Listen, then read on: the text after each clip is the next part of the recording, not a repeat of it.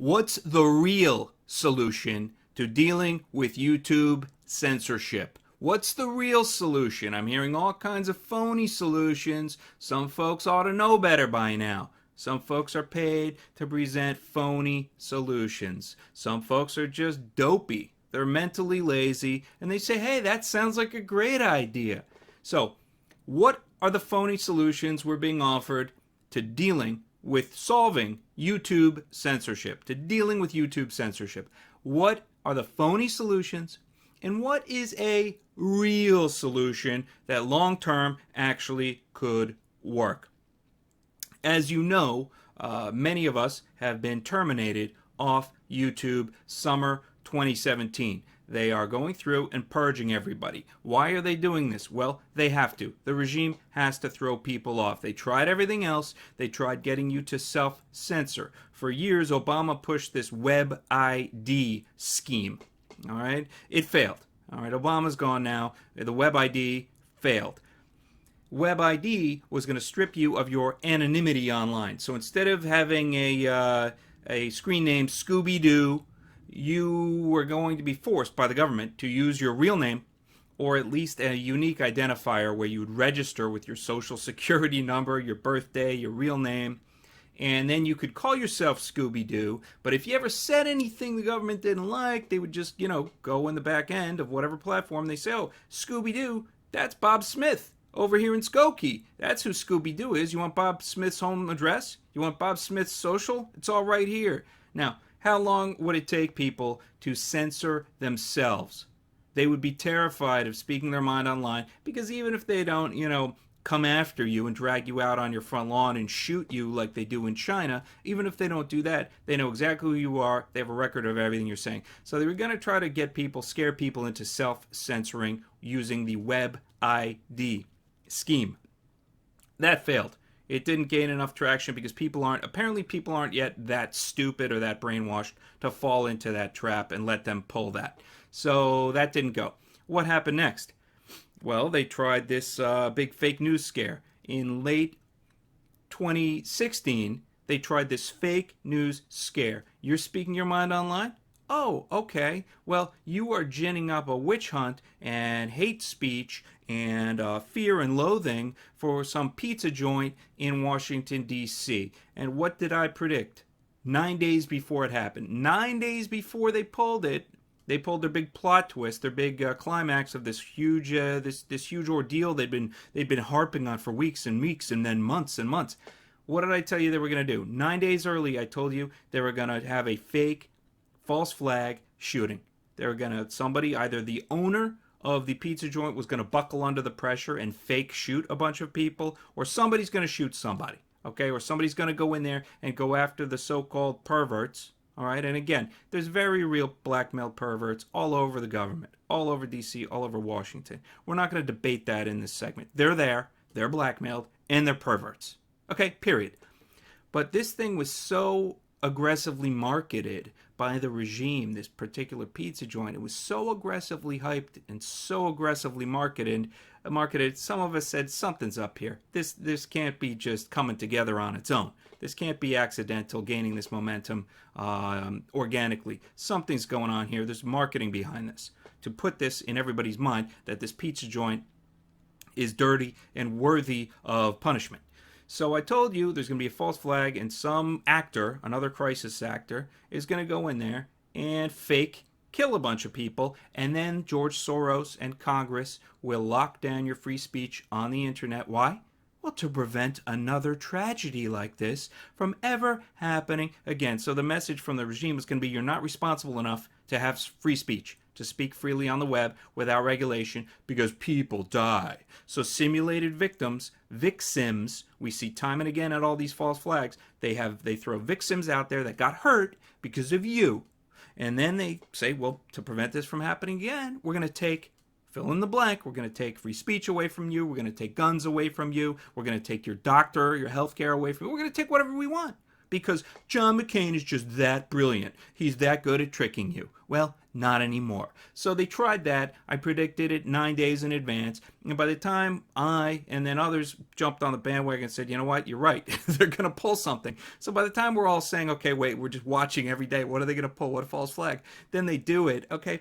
By that time, they send this Hollywood actor into the pizza joint and he assassinates a floor tile. All right. In other words, that false flag was a dud because we saw it coming 9 days away.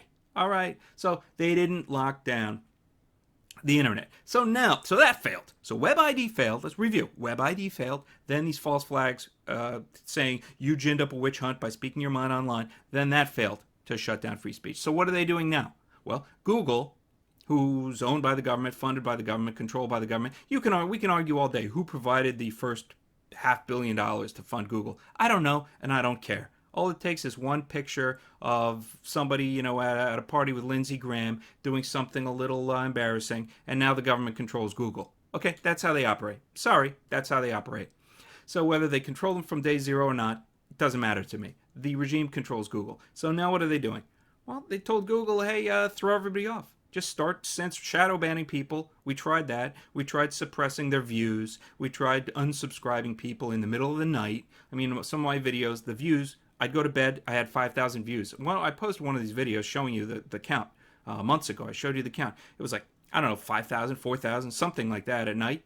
And in the morning, it was like 2,500 views or 1,800 views. I don't know what, but they chopped my views in half overnight on that particular video. Now, folks, you can only hold people down so long. Once they catch on, now the jig is up. Now they have to just throw you off. But what are they doing now? You see, the regime thinks 10 moves ahead all the way to the end of the line. Okay, so if John McCain, George Soros, if they need to kill free speech, they're not doing what we're doing. We're reacting in real time to what they're doing. We're reacting. And once in a while, we predict the next move. They are charting this out long term, and the goal is they need you silence. They need to control what you say, and they're throwing every trick in the book at us. So they're throwing people off in broad daylight, deleting channels, terminating people off YouTube. That's not going to work long term. Why? Well, my solution. Okay, I'll get to my solution in a minute. But in the meantime, what are we trying to do? Well, like always, we're reacting to it in the same ways we've been conditioned to react to it all along. Oh, we should sue them. Oh, we should sue Google under antitrust laws. We should do a class action suit. Now listen, I'm not telling you not to sue them. I think you should. I think people should sue them. But I want you to keep one thing in mind. You are appealing to the court system to fix what the government's doing to you. So you're asking the government to stop screwing you, and you're asking one piece of the government, hey, would you peel back? Would you hinder? Would you knock back that side of the government over there? Would you take this stick and clobber that other branch of the government over there for me? Thanks a lot. I really appreciate it. Folks, that's not how the regime got this far, by helping you against their own interests. These judges like their cushy jobs. They make a couple $100,000 a year. They like making that money. They don't want to go up against the other agency. That's not how they got where they got. They got where they got by going along to getting along, smiling and nodding when Maxine Waters shows up at the at the charity event or the weenie roast or whatever and starts talking crap. They smile, they nod. Wow, Maxine Waters, you're a genius. You're brilliant. I used to think your wig is on too tight, but lady, you are the Nostradamus of your day. You know exactly how this is going to play out. You're on everyone's side. You're also Mother Teresa. You're on the side of the little man, and you want to help the little man. I'm not talking about George Stephanopoulos, the little man. I'm talking about individuals, regular folks. So that's how they got their judge job. That's how they got their director of whatever federal department job. That's how they got where they got. The court system, you're looking to the alligator to save you from the crocodile. Okay? It's folly. It's idiocy. If you really think the courts are going to put something in place to save you and help you long term, a real solution, and the judges are not blackmailed, the judges are not controlled, that you're going to get lucky and get the good judge. Who's out there? I'm sure there's a good judge out there. What are the odds you're going to get him? What are the odds you're going to get the good judge that's not compromised?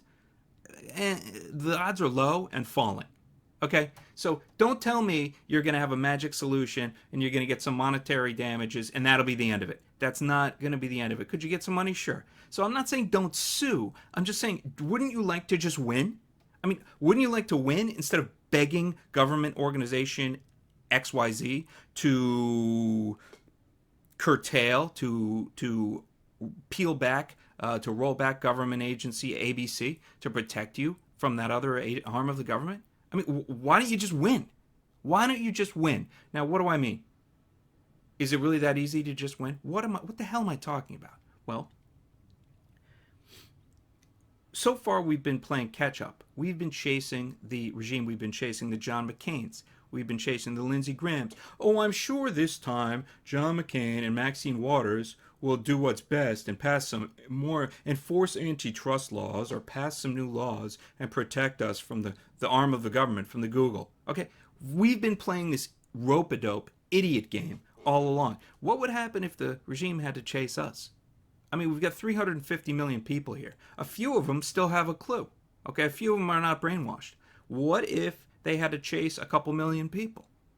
Now, what do I mean? Well, I'm not an engineer, but engineers exist. Folks are developing platforms to take the place. I don't say compete, because YouTube's taking itself out of the game. They're basically committing suicide. So, will there be a period of competition? Yeah, before Google finishes killing YouTube, killing their own brand. Okay, but I'm saying replace. Let's repeal and replace YouTube. Let's repeal and replace YouTube. How do we do it? We don't need laws. We don't need courts. Again, you want to sue them? Go sue them. Do a class action suit. Make their lives miserable. Believe me, I'll buy you a drink. Okay? I'll throw a party. I'd love to watch them miserable, coughing up billions of dollars. I would love it. But long term, you're still asking the prison warden, you're still asking the slave master to change your conditions of your slavery. Can we have a little more water? Can we have 3 sips of water instead of 2 sips of water? This midday sun out here in the fields is pretty hot. Yeah, okay, they'll give you 3 sips of water. Then you know what they'll tell you? Well, we gave you another sip of water. Now instead of plowing 10 acres, now you got to plow 15 acres. Don't complain. We gave you the water. You have more water. It's right there. There's the water you asked for. There it is. Now go plow more acres. That's how the government rolls. So what's the solution? I'm not an engineer, but platforms are up and coming. Decentralized platforms. The biggest barrier to entry has been YouTube. It's not a very profitable thing. I mean, Google is not making a ton of money with YouTube. Why? Because millions of yo-yos wake up every day. They get a hedgehog, a pet gerbil, a pet hamster, and they videotape their freaking hamster walking to and fro along the kitchen table, sniffing some lettuce. And then they upload it to YouTube. And then millions of people go, that's a hilarious gerbil. I'm going to watch it. I'm going to watch it 10 times. So now these servers have to serve out, the server farms owned and maintained or leased by Google and YouTube. They have to have these huge server farms to serve out, a zillion gigabytes of gerbil videos every day to millions of people all over the world. And is the guy with the gerbil, that is the gerbil owner, paying YouTube for this? No, it's totally free to him. But the cost of maintaining these huge server farms is huge. So that's why, unless you want to burn through $10 billion real quick, you don't open up a server farm or release a server farm and call yourself the new YouTube. Okay? It's too freaking expensive. Long term, you're not going to make a ton of money. You're not going to clear a ton of money. So what's the solution? Instead of a centralized YouTube server farm, decentralized. So you don't need a server farm. What if you didn't have this huge cost of maintaining all these servers in this huge warehouse all over the world? One warehouse here, one warehouse here, serving up bazillions of hours of gerbil videos all over the world. What if you didn't need a server farm? And that's where a platform, for example, I'm not hawking BitChute, BitChute. BitChute is an example. It's a decentralized platform. You don't need a server farm. While they're getting started, will they use a server here and there? Yeah, here and there to fill in the holes. But what you're really doing, they're using WebTorrent. So when you go to watch the hamster video, on your computer, it is being served from some other dude's computer at his house in Chicago. So you're in Canada, you're in Florida, you're watching this gerbil video off this guy's computer at his house in Chicago. So nobody's renting a huge server farm, and no one's getting charged billions of dollars for all these servers. So this is a decentralized web torrent platform. This is a platform design and decentralized network that could easily repeal and replace YouTube. What am I saying? I'm saying just win. Just win. Just solve the problem. Stop looking to other people, especially the crooks, the criminals, the blackmailed perverts on Capitol Hill. Stop looking to them to give you something. They only take away. While they tell you you can keep your doctor and it's only going to cost half price and you're going to have bigger health care, what are they really doing? They're mugging you, they're robbing you, and they're robbing your family. They will tell any lie. They will scam any grandmother, any child, any grandkid. They don't care. Their job, John McCain works for the lobbyists. He works for himself. They don't make a move until they figure out how much money they are making off the deal. And then they put in slavery, and then they exempt themselves from it. They don't have your crappy, health care. They don't have your crappy non-health care plan. They don't have your pathetic, you got to wait in line for 6 months to see the doctor. They don't have it because they're not idiots. They're just crooks. They're clever little crooks, but we are more clever than they. So, just win. You want to sue? Sue. Knock yourself out. But stop appealing to the government to fix the problem that the government is creating. You're going to hear a lot of this. YouTube's doing this. YouTube's doing that. Oh, no, we need someone to step in. It's, once again, problem, reaction, solution. It's the 3-step, okay? The old 1-2 punch. It's the old 1-2-3 punch. The government creates a problem. They get you all worked up. They gin up a frenzy. Oh, please, so this is an outrage. Someone's got to fix this. And then who rides in? Lindsey Graham, wrapped in tinsel, on a horse. Okay, dressed up like a Valentine's Day window display. Lindsey Graham rides in to the rescue and offers you, well, if you don't want to get robbed anymore, we can help. And what do people say? Oh, thank God. Thank God. Thank God for Lindsey Graham. This sounds great. Then 2 years later, somebody reads the fine print and they realize, oh, we've been robbed once again. So just freaking win. The government's not going to surrender. They're going to keep tricking you. And these plot lines, this Google, the latest twist yesterday, somebody got fired from Google. They spoke up. They put their foot down and Google just fired them. Well, you know what? No, they didn't. It's all BS to get you outraged, clamoring for the government to save you. For the government, the regime, the crooks, the blackmail perverts to save you. They need your free speech. They have to take your free speech. And if you let them do that, then my solution isn't going to work anymore because they're going to cram through new laws. They're going to net neutrality. Oh, here's your solution, net neutrality. We'll regulate it like a utility since that never caused any problems for anybody, right? The government's going to regulate it. Don't worry, let us regulate it. We're fair. Folks, you're really going to fall for this again? You're really going to, more regulation? You're really going to fall for this? So they regulate it. Now what? Well, they have to. The government has to do this. They have to get more regulation. They have to get you calling for more regulation. Why? Because if you do my solution, you're on some other platform. You're on some other platform now. You're not using their platforms. So how are they going to control you? How are they going to control you unless they cram new laws through? They need to regulate everything. If you are in Jamaica using a platform that you invented and there's 100 nodes across Jamaica, there's 100 guys at home with their computers, and they're, look at what was it, Kim.com, I don't know what it was, Mega Upload, whatever his site was called.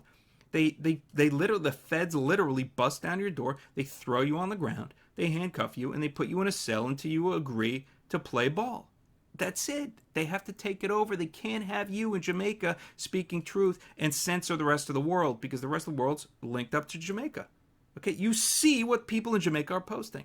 They have to silence and control the whole thing. And how do they do that? Well, get all these free speech advocates so outraged about YouTube abuses that they're calling for John McCain and Lindsey Graham to regulate the internet, lock it down, and where are we? We're back to something. They'll call it net neutrality. They'll call it something else. They'll call it Rumpelstiltskin. They'll come up with some stupid name for it, and nobody's going to read the fine print, and it's going to take more freedom away from you. Okay? Just win. Just beat them. Just win. Innovate. Innovate your own platform. For now, folks are being destroyed on YouTube. They're being terminated. You can find me at Steemit. Follow my blog at Steemit. Bookmark my blog. If you're not on Steemit, go over there, sign up, follow Barry Soetoro at Steemit. You will also find me at Twitter. Come over to Twitter. Follow my Twitter feed. That's where we are, folks. I will see you at Steemit. I will see you at Twitter. This is Barry Soetoro. And remember, just beat them. Stop crying for help. Just win.